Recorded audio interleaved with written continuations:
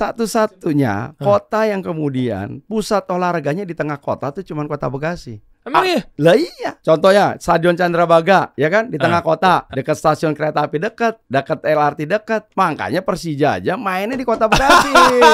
Karena kalau di JIS parkir ribet. Nah, Kita kasih solusi. Saya sebagai yang berKTP Kota Bekasi, saya panggil Anda, saya ingin mengadu pada Anda, Pak Tri. Wah, ngeri. Bapak Tri Adianto, langsung saya panggil Anda. UMR paling tinggi di atas Jakarta, beda 200.000, tapi banyak pengangguran katanya. Iya. Asik nih, Pak Wali, gimana Pak Wali? Sehat Bang Denny ya. Anda berarti udah nggak wali kota lagi ya berarti ya? Ya kita kan selesai waktu itu wali kota sebulan aja. Oh iya. Wali kota sebulan, terakhir bulan September 2023. Nah, beritanya kan katanya ingin jadikan Kota Bekasi pusat industri ekonomi kreatif. Iya. Sementara stigmanya planet jauh Nah lah. itu. Kita godok aja nih, dulu dibully karena dijuluki planet lain, kini Bekasi jadi kota paling kaya dan tajir. Kok bisa? Nggak salah dong gue pindah Bekasi nih. Kita hanya menerima orang-orang kaya yang balik lagi ke Jakarta. Coba kita buktikan. Iya. Bener gak sih sekarang semaju itu? Memang salah satu alasan katanya Bekasi juga udah, katanya loh ya, Anda jangan GR dulu nih Pak De. Iya. Saya dari Jakarta ke Bekasi. Iya. Saya termasuk orang dari Jakarta ke Bekasi. Ya. SMA saya 82 Jakarta, Jaksel salah satu favorit. Oh, Jakarta Selatan 82. Keren itu. Jaksel hijrah ke Bekasi. Kayaknya Ya. gue doang nih kayaknya nih. Enggak juga. Enggak juga ya? Saya itu SMA 3, Bro. Oh, SMA 3 Teladan. sempat musuhan juga kita berarti ya. Basketnya kita. Iya, Ya kan. Saya Patra 82 deh. Nah, Oh. makanya memilih untuk hijrah ke Kota Bekasi. Cibubur sebenarnya. Iya. Tapi secara KTP Jati Sampurna ya masuknya Kota Bekasi. Ya, Jatirangga di situ ya masuknya ya. Kelurahannya. Ya kan, kita lihat memang kalau lihat dari sekarang saya merasakan memang ekonomi kreatif untuk saya pribadi berasa, tapi kan nggak tahu yang lainnya. Makanya Ya. kita harus ulas ini. Ya, benar nggak seperti yang ada di berita-berita? Ya. UMKM bagaimana nasibnya? Orang-orang kaya atau mungkin orang-orang yang berkarir di sana seperti apa? Ya. Jadi kalau kita lihat sekarang ini kan Bekasi hampir 2,4 juta jiwa. Oke. Ya, 2,4 juta jiwa. Kemudian juga hari ini juga anak mudanya kan hampir 40%.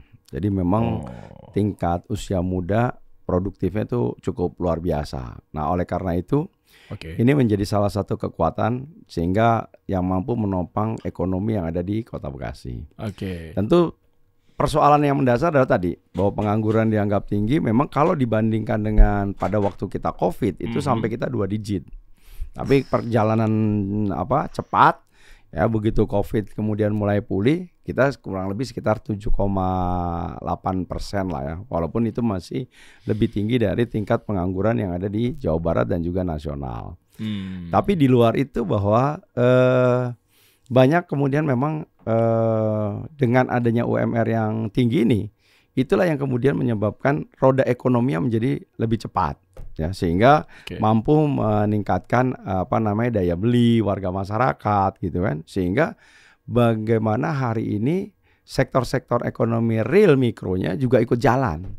Jadi ekonomi berputar di situ-situ berputar di situ. Nah, dan kemudian kita kan ditopang oleh kemudian sistem transportasi yang cukup luar biasa. Jadi saya kira satu-satunya kota yang kemudian lengkap ya, mulai ada LRT-nya, ada kereta cepatnya, ada tol di atas jalan layang. Dan satu-satunya loh kota yang kemudian punya jembatan penyeberangan di atas jalan tol.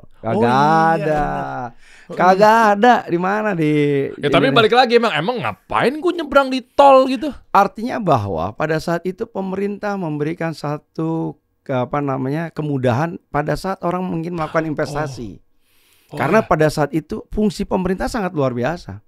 Kalau pemerintah tidak kemudian mendorong swasta untuk berinvestasi, karena tidak mungkin investasi itu digunakan dengan melalui dana APBD yang kemudian terbatas. Dengan adanya kemudahan perizinan, memberikan kemudahan ruang bagi swasta, ini yang kemudian akan meningkatkan tadi keekonomian.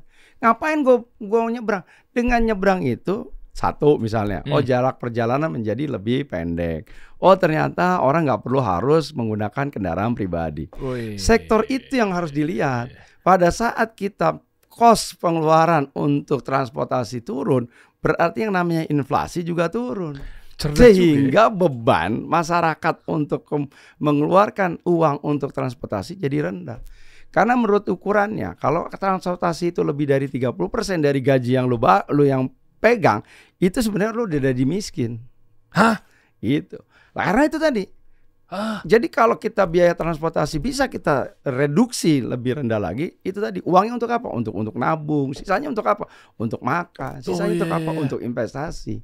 Jadi nggak mikir ya kalau dia habis di transportasi, gimana caranya dia mau belanja, mau jajan, mau invest. Walaupun makanya investasi di transportasi itu sebetulnya pasti merugikan. Orang ngitung nih, kereta cepat Jakarta-Bandung tuh kapanpun tidak akan ketemu lah.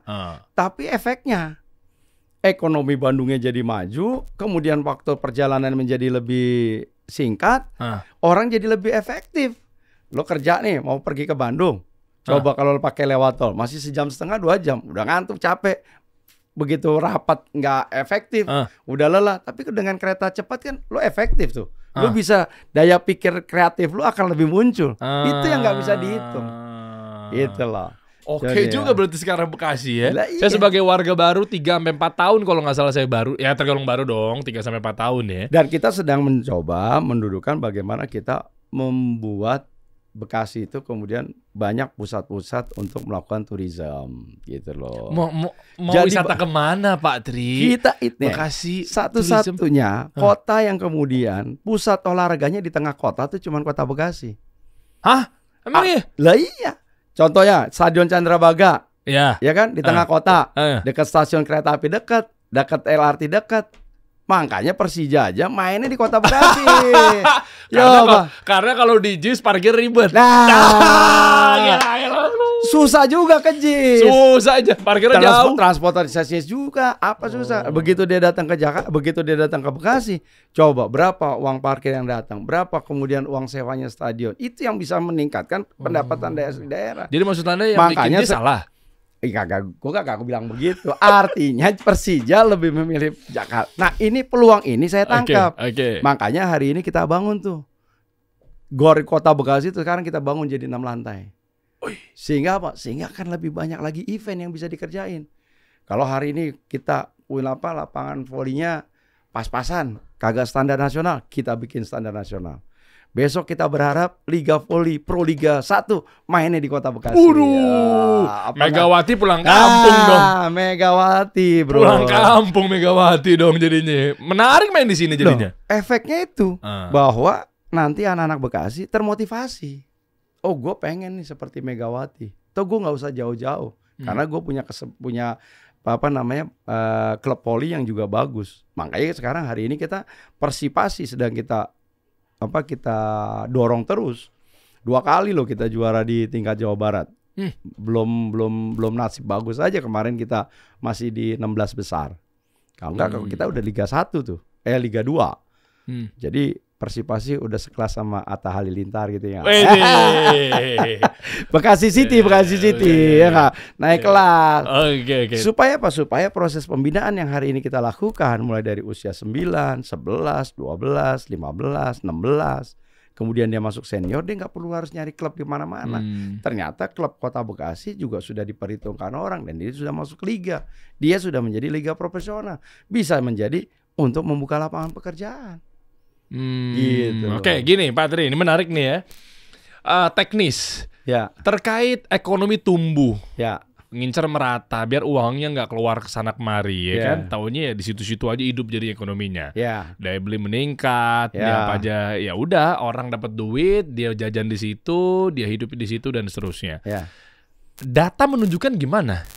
belakangan ini mengenai UMKM, mengenai orang yang bekerja di situ. Tahu juga warga Bekasi kerjanya di Jakarta, mereka nggak bangga juga jangan-jangan kerja di Bekasi, bela-belain bangun atau mungkin berangkat jam 4 subuh untuk kerja di Tokopedia, di Gojek, di Shopee. Jakarta juga SCBD. Pernah dengar kayak itu kan istilahnya bahwa a day in my life-nya live at startup ini misalnya. Terus tiba-tiba dia kasih tahu tuh jam 4 bangun. Ya kan, jam 4.15 begini, sholat subuh, jalan. Yeah. Ujung-ujungnya ke Jakarta juga. Dia jajannya masa sih Pak? Dia kerja di kantor di SCBD, dia jajannya di Bekasi, makan siangnya. Nah, itu pernah menjadi concern nggak bahwa kok bisa-bisanya orang tinggal di Bekasi, tapi malah bangganya kerjanya di Jakarta? Gimana Pak? Karena bagaimanapun juga kan pusat aglomerasinya itu kan tetap di Jakarta. Karena Jakarta sebagai pusat bisnis, ya menjadi pusat ekonomi. Ya, yang kemudian ini tidak saja dialami oleh Bekasi sebetulnya. Bogor juga begitu, Kota Bogor dan sebagainya. Nah, ini yang menjadi PR kita.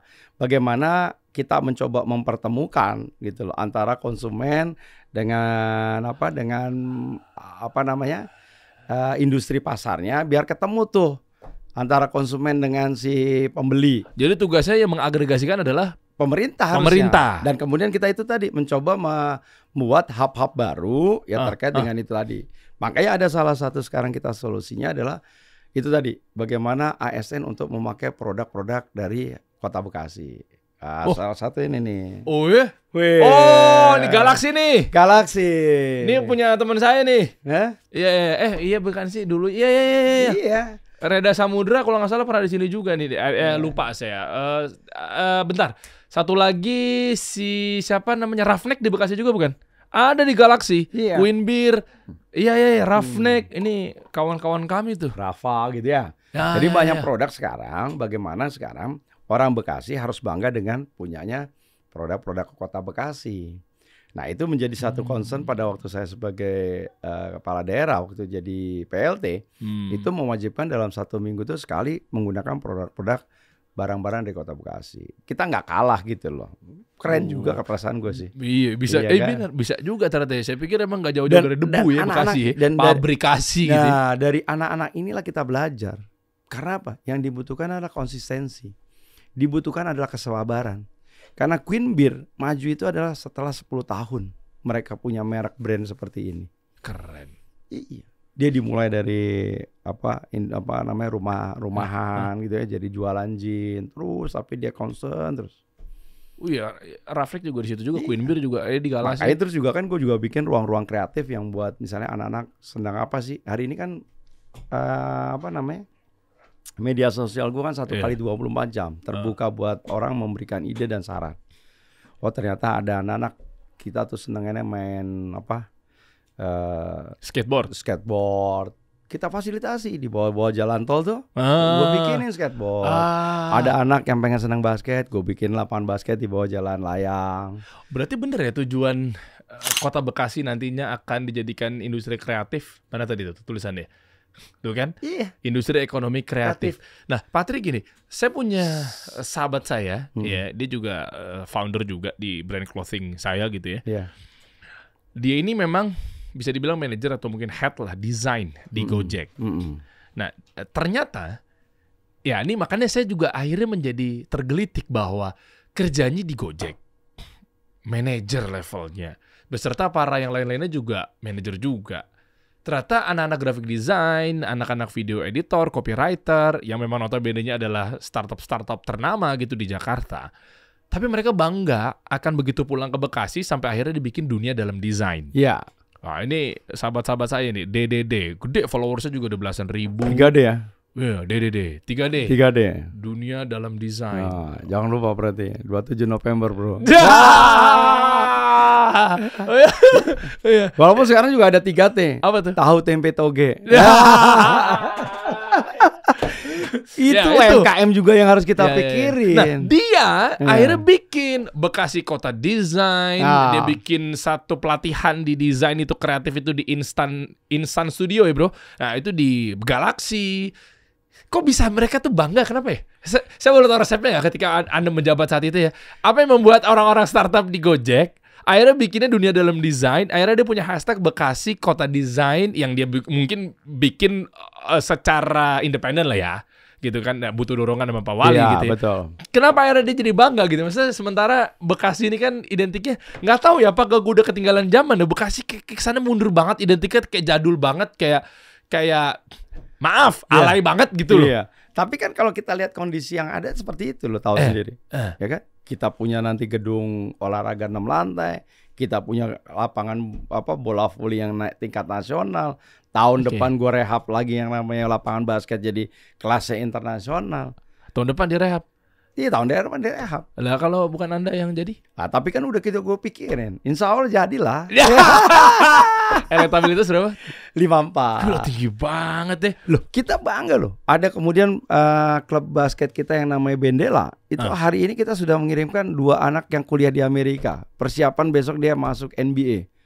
Kita punya cita-cita pemain NBA pertama di Indonesia dari Kota Bekasi. Wow. Sebentar. Sebentar. Selain memang elektabilitas 54% dan juga didukung oleh partai Oke Gas. Gini. Iya. Maksudnya tadi Anda berkata apa, Pak? Kok ngirim keluar? Buat apa sih buat mereka belajar? Itu dana dari mana? Ya. Inisiasinya kreatifnya seperti apa? Pakai APBN kah? Apa gimana sih maksudnya kok Jadi ngirim? gini. Ada ide apa sih maksudnya? Jadi kan gini, saya ini kan hari ini setelah jadi tidak jadi wali kota, saya tuh sekarang jadi ketua KONI. Oke. Nah, makanya kenapa gue sekarang hari ini lebih concern ke Olahraga. karena itu tadi. Salah satu yang membuat kota Bekasi maju di bidang olahraga karena kita kerjasama sama Sister Sport dengan Seongnam City yang ada di Korea. Oh. 4 tahun yang lalu kita cuma menyumbangkan 10 emas buat Jawa Barat. Tahun ini kita menyumbangkan 16 emas. Keren bro. Sebegitu. Dan sekarang kita punya bangga anak kota Bekasi juara dunia taekwondo dapat 2 medali emas di Australia. Ya kan? Kemarin kita kirim lagi 5 atlet. 1 dapat emas, 3 dapat perunggu. Ya. Dan besok tanggal 1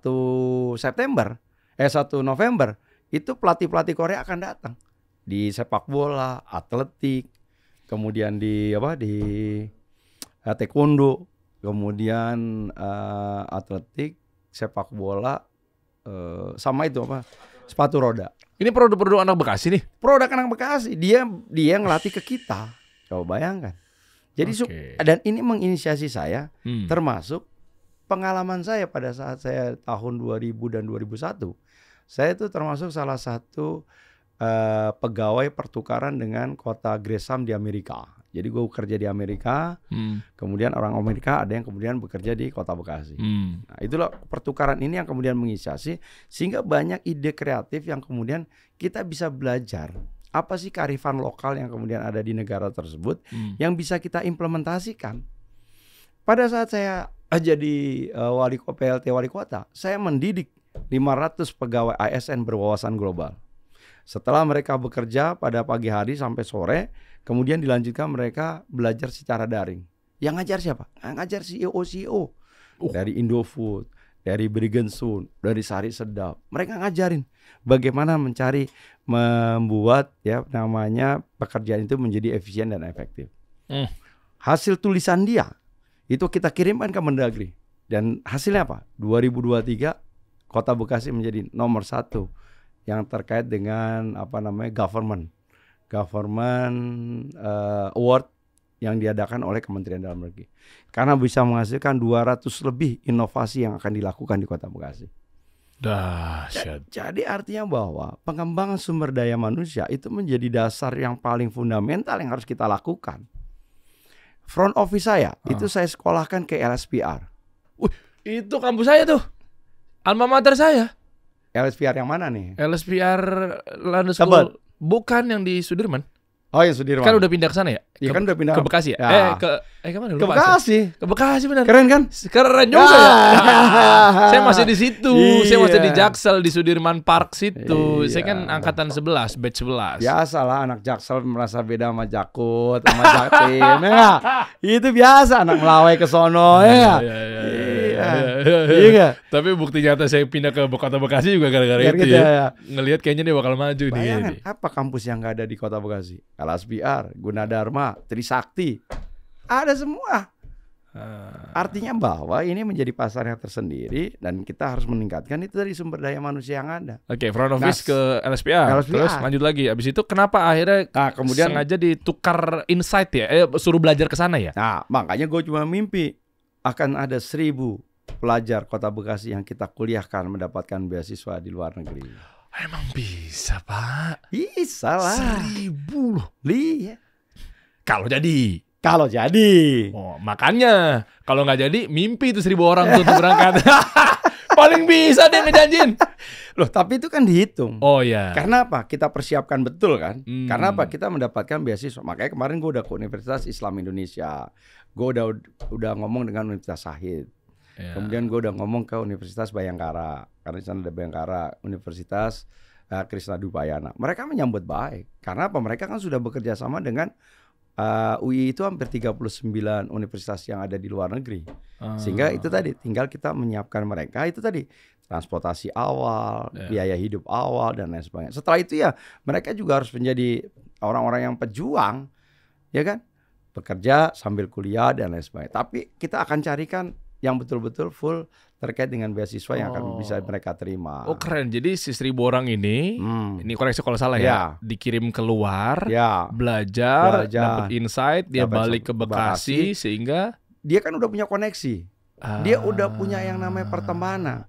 Hari ini kan yang lebih penting kan itu. Iya, dan yang kedua ilmu ya. Ilmu, dan dia belajar kearifan lokal yang ada. Lu contohnya ke Arab. Ya, kita belajar nih 30 tahun yang lalu pemuda-pemuda Cina tuh dikirim ke luar negeri, belajar ke Amerika, belajar ke Arab dan lain sebagainya. Mereka tahu tuh kearifan lokal yang terjadi tuh.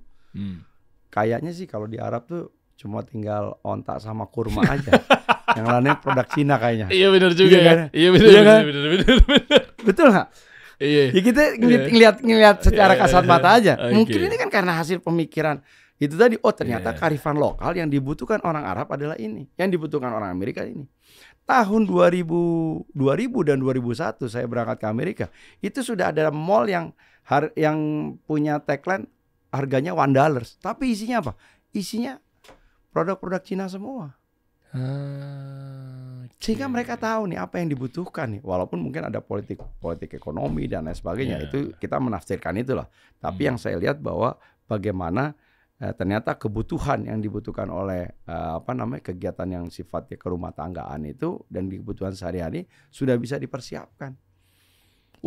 Oke juga ya berarti kalau udah kecetak di sana dia balik ke Bekasi. Pasti dia harus membuat menjadi jiwa entrepreneur dia. Dan dia sudah berpola pikirnya sudah seperti orang yang ada di luar, bahwa kerja tuh harus tepat waktu, disiplin dan sebagainya. Pantes banyak disukai 54%. Ternyata resepnya benar-benar bisa menyolek hati mereka semua, dapat manfaatnya. Betul. Setelah Anda waktu pernah menjabat di sana. Termasuk terobosan saya adalah pemagangan. Hari ini kan sulit. Karena apa? Bekasi ini kan tidak punya industri.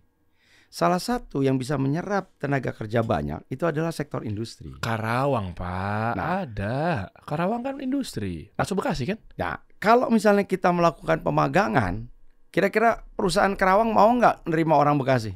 Nggak mau. Dia pasti nerima orang Karawang. Nah, ini yang kita inisiasi. Kenapa tidak pemagangannya kita bayar? Jangan perusahaan yang bayar si pegawai kita, magangnya dari kita, pencari kerja dari Bekasi. Kita titipin uangnya Pemda ke dia. Tapi lo latih nih. Pakai APBD berarti? Iya, pekerja-pekerja gue latih lah tuh. Ya kan, kita berharap dia baik dan bagus bisa kerja di situ. Tapi kalau enggak, dia udah punya sertifikat pemagangan, dia bisa mencari ke tempat yang lain. Tapi dia udah punya sertifikasi. Kan yang susah itu kan sekarang pemagang kan menjadi beban perusahaan. Iya nggak? Gue suruh ngedidik, gue suruh bayar, ya nggak? Walaupun aturan Kementerian Tenaga Kerja kan begitu. Betul, tapi kan itu tadi kita harus cari solusinya agar pemerintah daerah juga ikut terlibat di dalam rangka untuk kemudian bisa pencari tenaga kerja ini mendapatkan pekerjaan. Oke. Ya. Ngeri. Termasuk yang berita yang ada di Kompas ini, Pak Tri. Tri Adianto janjikan dana 100 juta per RW di Bekasi untuk pembangunan wilayah. Iya. Pakai cara apa? Dananya dari mana? per RW. Bos, RW berapa sih di Kota Bekasi? 1.031 kali 100 juta berapa? ya cuma 100 miliar bro. Duitnya Ya kita kan punya 6,5 triliun APBD. Tapi hasil yang dicapai itu akan lebih besar. Karena begitu RW, hari ini gini, Bekasi itu kan maju tahun 80, tahun 90-an bro. Oke. Ya kan? Oke. Yang sekarang itu usianya ya udah milenial terbalik lah ya. Yang harusnya 17 jadi 71 gitu ya. Ya kan? Udah 71 gitu kan. Usianya usia sudah memasuki masa senja ya, di mana pada saat itu ya enggak? Sudah punya bapak, udah punya anak, udah punya cucu. 3 generasi ya Bekasi. 3 generasi. Ya? Sehingga ini kan perlu harus dibantu untuk terkait dengan pengelolaan lingkungan yang ada di wilayah masing-masing. Kalau kemudian semua rentang kendalinya harus diselesaikan oleh kota, lama bro. Ketimbang lampu jalan mati satu, nunggu dari kota. Ketimbang misalnya catnya posyandu udah redup, nunggu dari kota. Atau nunggu dari patungan warga masyarakat. Sementara warga masyarakat kita hari ini saja, untuk bayar PBB saja, untuk yang tidak mampu sudah kita intervensi. Ya kan? Untuk yang pensiunan sudah mulai kita berikan itu tadi potongan. Ya. Untuk bayar yang keamanan sama kebersihan, bayar sampah sudah mulai RW ada yang bayar, ada yang enggak. Karena itu tadi faktor ekonomi dan lain sebagainya. Oleh karena itu pemerintah harus mengintervensi agar wilayah di lingkungannya menjadi tetap tertata dengan baik. Saya bangun 300 taman. Kalau taman itu udah dibangun, nggak dipelihara, rusak nggak? Rusak. Iyalah. Tapi gara-gara cuman ayunan patah aja, harus nunggu dari kota.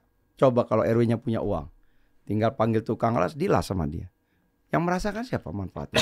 Warga masyarakat. Oh, betul lewat RW. Kalau RW-nya nggak korup, lah kalau RW-nya oknum koruptor, habis tuh duit Pak. Nah itulah bangsa kita selalu ngejas orang lain. Nggak ngejudge Pak. Ini kan stigma masyarakat. Nah. Kalau uang asal dititipin, apalagi belum pernah dilakuin sebelumnya. Sekarang gini, pola pikirnya mungkin dibalik. Jangan-jangan mungkin tidak pernah dilakukannya karena memang skeptisitas tinggi sekali. Saya coba yang namanya LPM BKM. Oke. LPM BKM pada waktu zaman pemerintahan yang lalu dikasihkan dana, setelah itu berhenti karena nggak ada anggaran. Saya coba. Sekarang saya coba LPM BKM ngelola 200 juta. Nggak kasih honor. Ternyata kerjanya bagus. Karena apa? Karena dia tidak perlu harus pakai pinjam bendera. Berarti tidak ada tuh yang namanya uang pinjam bendera. Nggak ada tuh yang kemudian namanya fee perusahaan. Kalau lu jadi pengumpul, jadi kontraktor lu harus ada fee-nya dong. Nggak mungkin orang namanya nyari duit usaha kerja kan? Iyalah pastilah. Wajar kan? Iya. Dapat kan? Dan itu diperkenankan lah ya. Udah hilang 10%.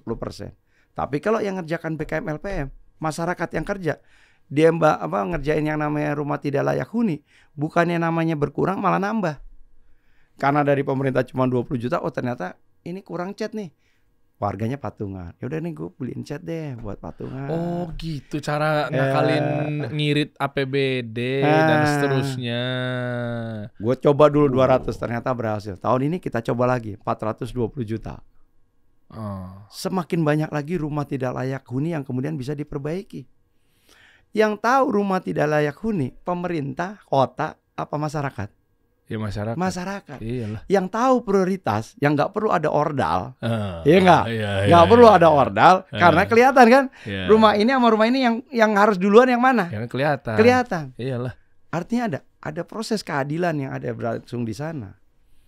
Ini baru nih kooperatif kreatif kreasi, jangan belum kerja udah minta dinaikin dari 60 miliar minta 20 triliun. Nah. Untuk misalnya hak asasi manusia, kan belum dipikirkan secara kreatif, udah minta gitu loh. Itu. Bahaya tuh. Nah, ini yang kita lakukan supaya itu tadi lingkungan jadi tambah. Ketimbang ada jalan lobang 30 cm, ada posyandu yang bocor 30 cm. Kalau pakai proses yang benar nih, gue kasih tahu. Hari ini bocor 30 cm. Dia bikin usulan tuh ke pemerintah. 30 cm. Baru keluar duitnya tahun depan. Ya iyalah. Ya kan proses, Pak. Proses kan. Iya. Begitu tahun depan, bolongnya udah 60 cm. Beda ya anggaran nih. Nah, akhirnya yang dibenerin berapa? yang 30 cm kan? Iyalah. Tetap bolong jadi 30 cm tuh. Hah. Begitu terus tuh tiap tahun, nggak pernah selesai-selesai. Tapi kalau duitnya di RW, wah baru bolong 10 cm, langsung dia nyuruh, nih bro beli nih asbes ganti, ya nggak? Cerdas. Jadi nggak perlu harus jadi dia harus tambah parah, tapi kemudian bisa dilakukan secara cepat. Kalau soal kemudian ada potensi, Ya, gimana tuh? di semua lini pasti terjadi. Oh iya. Makanya pada saat melakukan perbaikan kegiatan, disitulah fungsinya RT sebagai pengawas. RT ngawasin RW. Iya. Nggak kebalik, Pak. Kan RW yang megang uang. RT Tapi masa yang bawahnya dia takut lah. Tahu apa lo, nih diem, gitu malah dikasih disiram. lah kan itu tadi bolak-balik, berarti dilakukan secara berjamaah. Oh, kena lu semua lu berarti. Kena semua. Oh, Ya kan? iya. Sama dengan LPM BKM, duitnya dipegang sama BKM, yang ngerjain LPM gitu. Nah si RW tidak boleh mengerjakan itu karena RW sudah dikasih honor. Iya. RW kita kasih 1.750.000 sebulan. RT kita kasih 1.250.000 supaya apa? Saling mengawasi. Gitu, Pintar juga ternyata Anda ya. Kalau nggak jadi wali kota ya. Iya. Oke. Coba kita mau cari celahnya tuh loh, tenang teman-teman ya. Biar obrolan ini sehat gitu loh. Kita harus jadi sudut pandang yang kontradiktif. Coba lihat. Ketemu bule ini, coba buka. Nah, ini apa nih? Ketemu bule ini, Triadianto singgung pengelolaan sampah Kota Bekasi. Bekasi sampah, ya sempat ada isu juga ya. Sampah, coba lu lihat naik ke atas. Iya, coba deh. Di atas sih. Ini kan kita di atas ini nih, di atas kapal nih.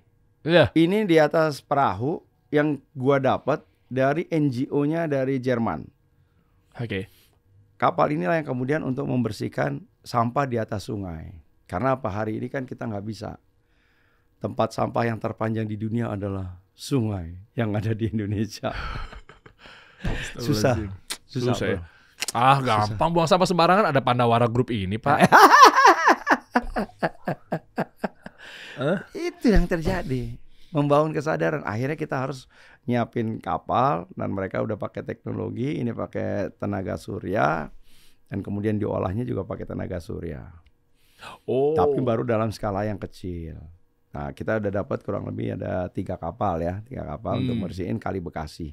Kali Bekasi itu dari rumah lu bro, dari Kali Cikeas. Iya bener. Dari Kali Cikeas, Iya, tapi kalau Cikeas masih bagus. Kemarin gue coba gimana caranya sungai itu supaya tetap dijaga. Gue pengen jadi daerah wisata sungai. Mau ngapain di sana, wisata apa menariknya? Gue bikin arum jeram. Ngapain aneh-aneh aja. Ya kalau kerealisasi sih bangga kita nih, iya nggak? Saya sebagai warga Cibubur yang berKTP Kota Bekasi di Jatisampurna bangga punya tempat wisata. Anak kita bisa main. Tapi ngukur dari mana, Pak? Kali Cikeas jadi arung jeram tuh gimana ceritanya? Karena secara struktural itu udah ada di beberapa spot itu terjadi sudah ada tempat-tempat yang membuat kita adrenalinnya naik. Iya, tapi maksudnya kalau gitu mah tuan rumahnya pemilik Istana Cikeas, Pak SBY udah kepikir dari tahun 2004. Beliau aja nggak kepikir sama sekali, berarti jangan-jangan nggak bisa diapa-apain. Karena kan beliau berpikirnya mungkin secara nasional. Oke. Ya kan sama kayak mungkin ya gajah di depan mata nggak kelihatan. Wah seru nih. Lo lihat dong nih, lihatnya. Yang gua ke Kali Cikeas. Coba lihat. Nih. Nih lihat nih. Gimana kagak indahnya, bro? Ya, masuk dulu dong ya. Coba masuk dulu deh username. Coba masuk dulu deh. Bisa begitu berarti Kali Cikeas ya? Iya. Sebentar, ini arung jeramnya dari mana sih? Dari tempat lo, dia perbatasan. Dia tahu. Dia perbatasan. Dari situ start. Kita bilang sebagai Kalimundu ya. Situ turunnya dari Cibidinya tempat lu. Tahu Cibidi ya, Cibidi gue turun ke bawah. 3 menit kita ke situ. Yang ada bekas makam. Kan dia kan gini, naik lagi nih. Naik lagi kan? Pas dinaikannya. Ya, kita turun di situ. Citra Grand. Oh. Kita turun di situ, bro. Di bawah flyover dong. Di bawah flyover. Di bawah apa sih namanya? Iya, jembatan layang. Iya. Di situ mulai dari situ kita lepas. Wah, kita menikmati tuh. Alamnya masih bagus. Bagus itu. Gue ketemu di situ ada 2. Satu industri tahu yang buang ke sungai, yang kedua kayak kayak besi ya, karena warnanya coklat. Oh, jadi maksudnya ngakalin, maaf dipotong Pak, ngakalin biar sampah juga akhirnya orang mau buang orang juga. mau buang juga kan Mikir, karena tempat wisata. Makanya kalau lu lihat di Bekasi pada saat gue jadi kepala dinas PUPR, bagaimana sungai itu harus berada di tengah jalan, berada di depan jalan. Makanya Kalimalang gue bikin 2 arah. Ah, ya. Itu dulu kan 1 arah. Kalau lu masuk lagi ke dalam ada yang namanya Pangeran Jayakarta. Tadinya 1 arah, gue bikin 2 arah. Alasannya? Kalau sungai ada di depan, orang kan nggak mungkin buang sampah ke depan, kelihatan kan? Iya. Tapi kalau sungai itu ada di belakang, ya namanya di belakang, Iya. kagak kelihatan. Buang sampah seenaknya. Itu konsepnya itu. Coba berarti di Belanda, di Belgia, semua tuh sungai itu adanya di tengah jalan. Iya. Nggak ada sungai itu di pinggir jalan, pasti di tengah. Kiri kanannya dibikin buat pedestrian, buat jalan pejalan itu. Oh, solusi bisa menekan angka kemacetan juga bisa ya berarti ya? Di samping kemacetan yang lebih penting adalah bagaimana sungai itu tetap terjaga. Sama lah kayak kita di rumah. Banjir juga ruang gitu. tamu sama dapur ya pasti lebih besar ruang tamu. Ya. Iya. Makanya bagaimana mendudukan sungai itu berada di depan rumah. Nah ini kita coba. Lo lihat yang namanya hutan bambu. Belum pernah kan lo? Bekasi punya hutan bambu kan? Iya belum. Iya. Emang iya juga ya? Iya. Awalnya cuma 1 segmen, kemudian gua kelola dengan bagus. Sekarang udah masuk ke 3 segmen. Jadi kita tanamin pinggir-pinggir itu dengan bambu, kemudian di dalamnya itu gua kasih wifi, kasih penerangan. Kemudian akhirnya sekarang apa? Tiap minggu tuh dangdutan terus tuh. Setelah itu apa yang hidup? UMKM gue. Warga kemudian akhirnya menjaga. Oh kalau sungai gue bersih, sungai gue kagak bau, ternyata orang mau datang ke sini. Masyarakat tadi. Makanya kita sebut sebagai Pokdar Wisata, kelompok sadar wisata. Berarti bisa diambil kesimpulan ada pengaruhnya juga ya, bahkan sangat signifikan ya. Orang yang ngerti tentang PUPR, iya dong, nyambung nih akhirnya nih. Saya mesti ngeliat kan, tadinya kan stigmanya kan kalau mimpin kota kan harus tata kota, harus pranologi. Ya kan, itu stigma dari zaman bapak saya masih muda tuh. Jadi kan Foke dulu, ahlinya tata kota, coblos kumisnya kan, BKI kan. Iya. Nah, kalau sekarang coblos sarungnya. Iya. Ternyata nggak melulu tata kota. Coba bisa masuk dong. Penasaran saya buka dari sempat saya deh. Yang di bawah ya ini, coba ya kita lihat.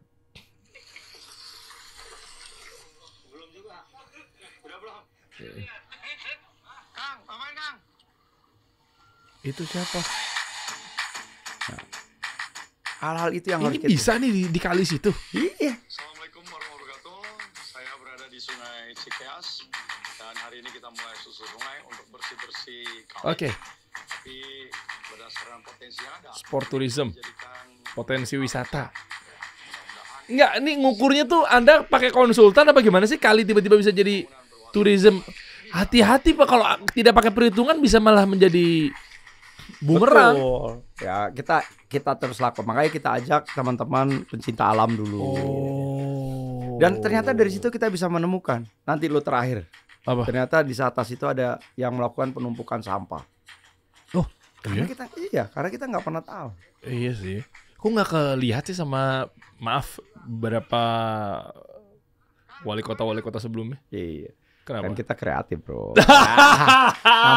namanya juga keren. Iya. Kreatif, energik, responsif, Uh. empati dan nyata. Kita nggak janji bro. Oh, nyata bro kerjanya. Nyata. Oh, sampahnya banyak banget. Nah, coba. Kalau itu kita kerjakan, saya punya keyakinan sampah yang di atas tidak akan pernah berani buang ke bawah. Dan saya yakinkan itu, yang namanya kemarin 2 pabrik itu bisa kita tutup. Karena apa? Mereka terlalu diawasi kan. Nah, pertama, karena yang mengawasi siapa? Mengawasi masyarakat.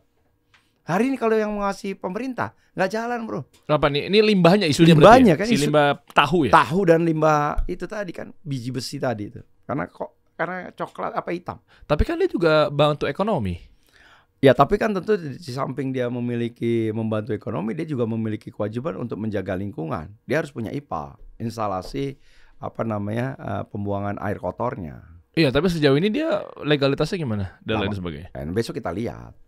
Karena kan gue sekarang pengangguran, bro. Ngapain? Gue gak Di bisa open to work aja di LinkedIn. Gitu. Oh, perlu kita ajak Pandawa. Pandawa yuk kita bareng-bareng. Ya, dia ya. pernah duduk sini kemarin. Pernah duduk ya? Pernah. Ah. Ya kan ini kan tempat duduknya podcastnya orang-orang hebat di sini. Amin. Asik.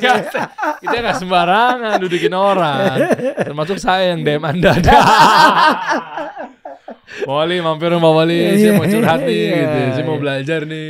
Oke. Oke juga berarti nih. Kita lihat lah ya. Artinya mudah-mudahan ke depannya Bekasi jadi nggak lagi stigma negatif ya. Tapi angka pengangguran di sana berapa sekarang ya? Ya sekitar 7,8% lah. Ya, tapi insya Allah dengan beberapa terobosan yang kita lakukan, termasuk gue akan mencoba apa ya? Coba membuka lapangan pekerjaan gimana di sana? Ya itu tadi gue ciptakan unsur-unsur kreatif tadi. Gue punya gedung, gue pakai buat tiap minggu tuh gue latih anak-anak muda yang pengen hari ini pengen yang pengen serius. Ya. Kalau semuanya belum tentu mereka semua tuh adalah pengen jadi anak-anak pelaku konten kreator atau mungkin apa segala macam ya. Misalnya mereka mau kerja? Ya. Itu tadi kan gue bilang, gue adain pelatihan sesuai dengan passionnya mereka. Semua ya. Iya, kita jadi adakan. Didorong ya, jadi bukan dipaksakan belajar matematika, IPA. Gak bisa, bro. Gak bisa ya.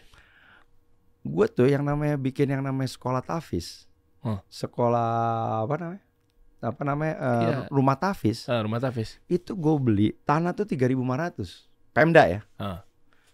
Rumah tafisnya 200 meter. Yang 3.500 ya gue bikin taman bermain. Biar anak-anak mindsetnya bukan lagi belajar dia. Lu tuh kesono main. Nah setelah lu main, lu lapor tuh ke gurunya. Udah sampai mana bacaan Quran lu?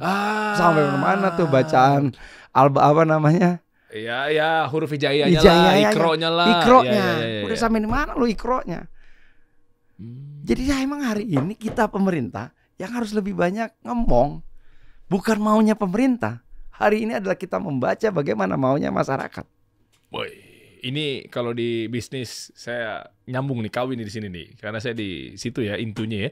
Jadi ada customer sentris ya. Jadi apa yang dibutuhkan oleh konsumen. Kayak lu mah gak ada lah gitu. Lu mau gua ada gitu, iya kan? Lu mau apa nih? Nih gua ada nih gua keluarin gitu. Ini kita siapin mereka. Karena generasi kita generasi stroberi hari ini yang banyak ngeluhnya. Lu percaya nggak? Anak SMP tuh DM ke gua. Bilang, Bapak, hari ini capek banget sih. Terlalu guru saya. Lah kenapa? Masa habis upacara 17-an masih suruh sekolah lagi? Oh bayangin lah. Ya iyalah. Strawberry betul Anda. Ini terjadi loh, bayangin. Kepada seorang wali kota. Anak-anak. Luar biasa dia mengungkap. Tapi dari satu sisi kita sadari bahwa emang anak-anak itu anak-anak yang perlu dieksplor. Betul nggak? Satu sisi mungkin kalau kita lihat, ini lebay banget sih. Tapi kan nggak bisa begitu. Padahal niatnya merdeka belajar, tapi nggak merdeka ternyata mereka. Iya. Apa gara-gara zonasi atau gimana? Jadi saya bikin masjid. Saya cerita sama para tokoh-tokoh di sana. Kenapa kita tidak ngelihat misalnya ke Madinah gitu ya? Kita ngelihat ke Mekah. Yang namanya masjid itu pelataran gede-gede. Karena Arab itu kan panas.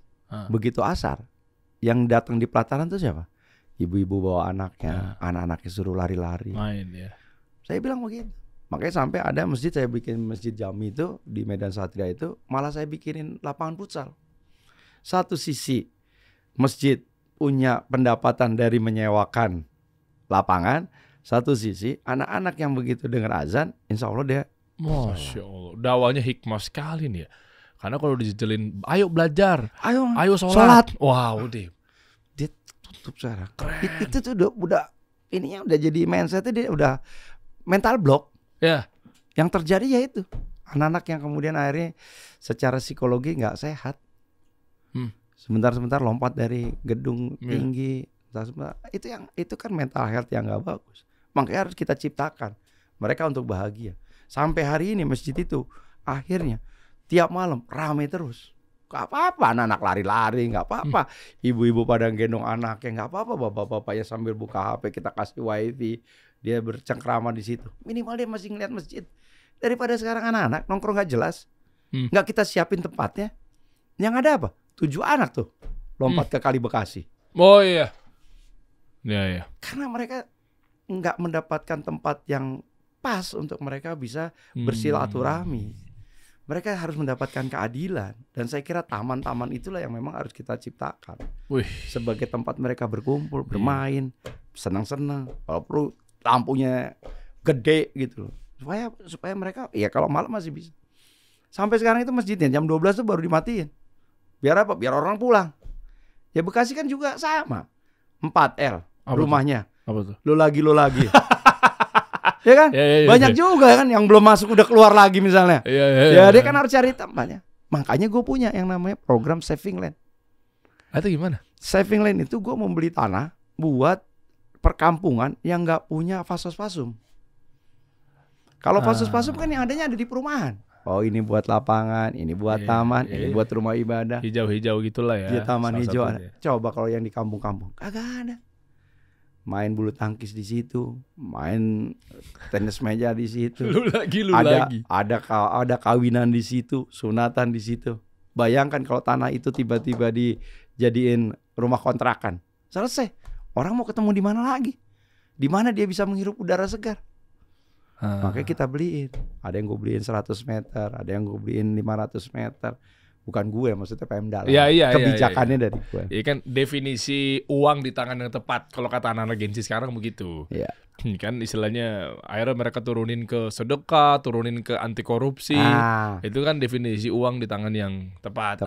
Apapun itu bentuknya lah ya. Iya. Jadi larinya ke situ tuh.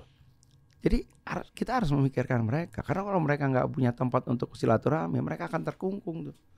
Mereka hanya akan berpikir bahwa dirinya saja yang paling baik. Di mana letak silaturahminya kita? Sementara itu tadi, kita ini makhluk yang paling sosial. Iya. Murah senyum, ya. Kita kan dari dulu terkenal itu Indonesia, ya nggak? Iya. Gotong royong, gitu ya. Iya. Nah sekarang kalau nggak ada medianya, mau gotong royong di mana? Mau ketemu di mana? Kalau nggak difasilitasi. Makanya itu tadi, bagaimana kita meningkatkan indeks happiness. Ya, jadi bagaimana orang itu bahagia. Itu tugasnya pemerintah. Menciptakan anak-anak, orang tua, kemudian mereka menjadi orang-orang yang bahagia. Sehingga pada saat dipanggil Allah Subhanahu wa taala dalam kondisi yang tersenyum. Keren kan? Keren. Bukan dalam kondisi yang sakit, bukan dalam kondisi yang sedih, tapi dalam kondisi yang senyum. Oke, coba kita intip-intip lagi nih. Mantap juga nih. Bapak yang satu ini. Oh, jadi yang tadinya sempat skeptis sih. Pindah haluan sih fix ya. Kalau ada 1 juta yang kayak gini menang gue. Makanya IQ-nya mesti tinggi ya. Nah, tapi bagaimana menyikapi IQ rendah? Ya kita nggak usah ngomong lah ya. Ini izin nih. Mungkin kita ada di orang-orang yang alhamdulillah atas izin Allah di 120, 130. Gitu yang gitu nih. Izin nih. Kita nggak mau bahas sebenarnya nih. Tapi kan orang-orang yang nyatanya ya misal izin maaf. Mungkin Anda ada di 130-an IQ-nya atau 120-an IQ-nya. Rata-rata Indonesia kan boros serat depannya 70. Iya. Nah, taunya maaf nih, ini udah mulai tajam nih obrolan ini.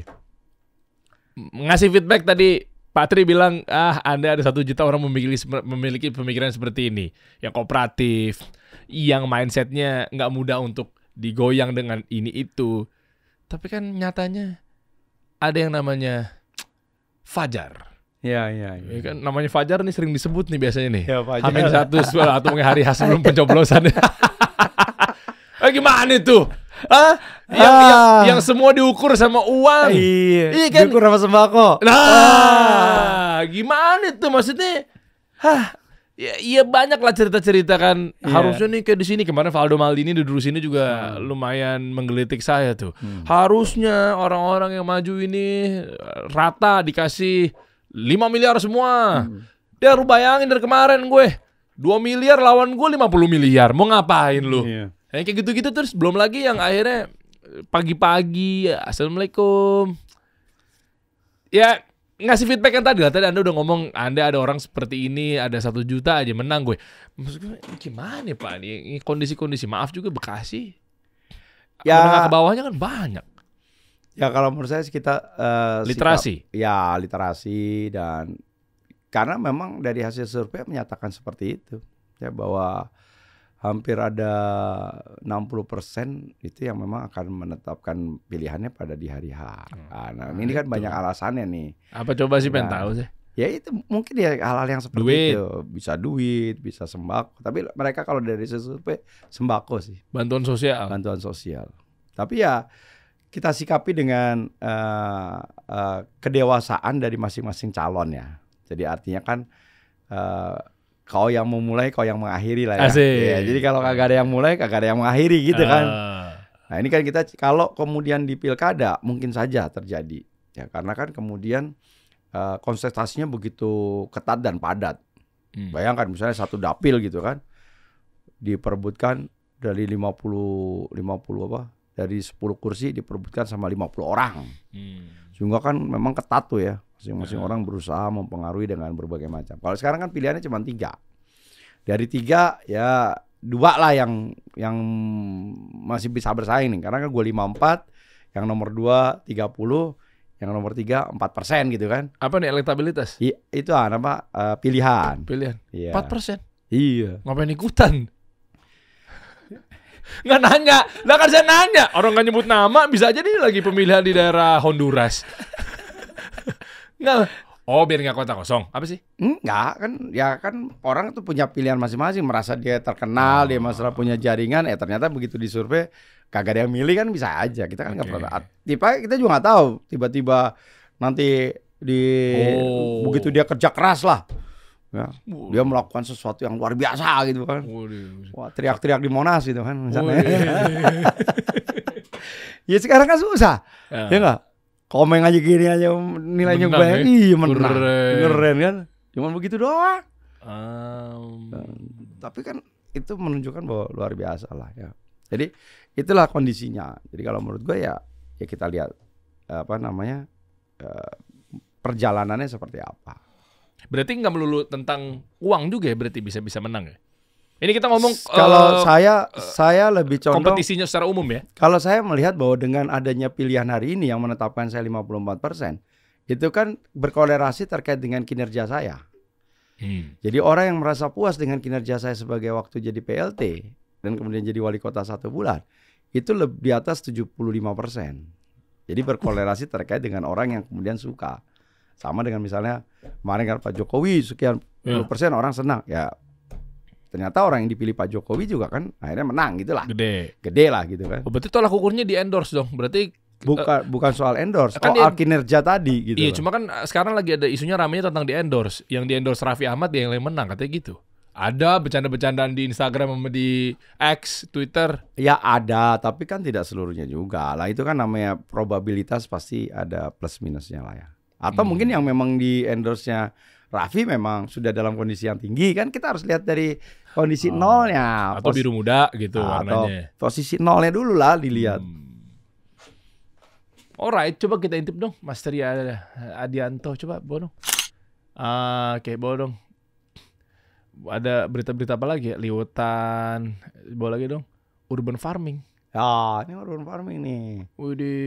Udah ngamain food estate sama kontrak farming, baru lagi di urban farming ini ya. Urban farming. Ngeri-ngeri terobosan. Coba lagi ada berita apa sih? Gue bikin juga itu beternak ayam petelur di rumah.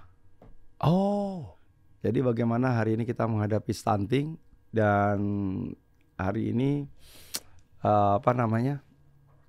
bangsa kita tuh juga termasuk kekurangan protein. Baik protein hewani maupun protein nabati. Pakai susu lah. Ya susu lebih susah lagi orang Indonesia untuk minum susu. Berapa sih? Lu minum susu nggak tadi pagi? Iya juga ya, enggak lagi. Lu juga enggak kan? Enggak lagi. Enggak, karena nggak ada kesadaran, beda dengan orang di sana di luar. Memang susu udah jadi kebutuhan. Jadi kita sarapannya masih bakwan, masih sama lontong kan. Pakai sambal kacang mana? Nasi uduk.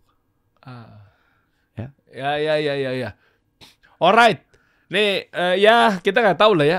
Mungkin warga-warga Kota Bekasi di luar sana memang butuh satu kendaraan dalam tanda kutip ya, biar dia bisa maju, biar dia bisa berkembang, UMKM juga tumbuh. Karena yang penting menurut saya UM sekarang itu juga kan, kalau saya kan bekerja secara secara apa ya? Secara sistematik. Iya. Pertama saya jadi wakil wali kota itu kita lihat apa sih yang menjadi kelemahan UMKM kita. Oh ternyata mereka tidak punya yang namanya legalitas secara formal. Makanya kemudian kita dorong supaya dia punya nomor induk usaha. Gitu loh. Setelah itu apa yang diperlukan lagi supaya dia bisa berkompetisi? Oh dia harus punya sertifikasi halal.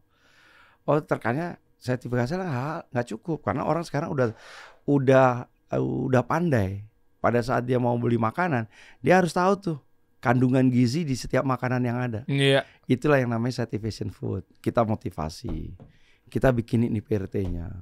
Itulah pemerintah harus hadir di situ, sehingga dia tidak lagi yang namanya jualan door to door, tapi dia harus juga memang udah dengan media sosial.